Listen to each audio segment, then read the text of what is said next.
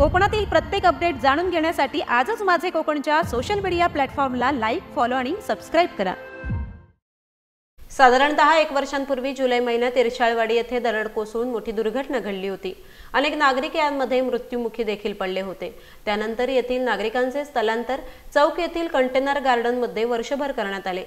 चौक परिसरातच नवीन इरशाळवाडीचे पुनर्वसन करण्यात आले असून जवळपास 44 घरांची सिडकोच्या माध्यमातून उभारणी करण्यात आली आहे। मुख्यमंत्री एकनाथ शिंदे यांनी अचानकपणे इरशाळवाडी येथे भेट देऊन बांधलेल्या घरांची पाहणी केली व निवडणुकीच्या अगोदरच प्रत्येकाला हे घर सोपवण्यात येईल असं वक्तव्य मुख्यमंत्री एकनाथ शिंदे यांनी केलंय।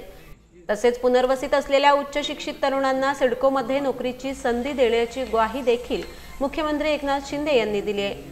तसेच येथील महिलांना बचत गटाच्या माध्यमातून रोजगार उपलब्ध करून देणार असल्याचं देखील उद्योग मंत्री यांच्याशी चर्चा करून महिलांना घरबसल्या रोजगार उपलब्ध करून दिला जाईल असं देखील यावेळी मुख्यमंत्री म्हणाले।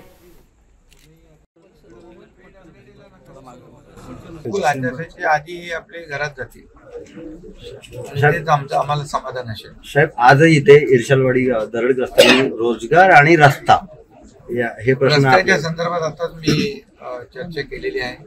रस्त्याचा विषय आताच माझ्या समोर आलाय। रस्ता देखील बांधला जाईल आणि रोजगाराच्या संदर्भात देखील मी संबंधितांना सूचना दिल्या आहेत आणि जे काही करायचं ते नक्की सरकार। सर, रायगड जिल्ह्यामध्ये दरडच्या घटना खूप घडतात, तर त्या पार्श्वभूमीवर आपण काय पाठपुरावा आता जिल्हाधिकाऱ्यांना या म्हणजे पावसाच्या पूर्वीच आपण सांगितलं होतं की जे काही लँडस्लाईड प्रोन एरिया आहे त्याचे आयडेंटिफिकेशन करणं आणि त्यांना पर्याय व्यवस्था त्यांचं पुनर्वसन तात्काळ करणं अशा प्रकारच्या सूचना दिल्या होत्या।